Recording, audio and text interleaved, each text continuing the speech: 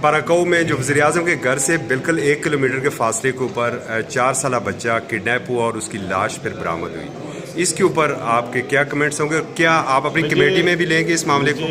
आपने अभी बताया, मेरे ये नोटिस में नहीं था क्योंकि मैं ट्रैवल कर रहा था। आपकी बात को सामने रखते हुए मुझे इसकी डिटेल जो न्यूज़पेपर में आई है, और अगर वालिदैन की तरफ से मुझे एप्लीकेशन आ जाती है और उसमें हक़ाइक़ सामने आते हैं तो मैं इंक्वायरी करके उस पर नोटिस ले लूँगा और इंसाफ दिलाऊंगा इंशाअल्लाह। मलिक साहब, मुसलसल आप देख रहे हैं जैसे फरिश्ता केस हमारे सामने आया, फरियाल एक अरीबोर अवेलियाँ वाला केस आया, ये बच्चों के खिलाफ इसी तरीके से चाइल्ड अब्यूज़ का है, इसीलिए तो मैंने कहा लॉ को चेंज होना चाहिए।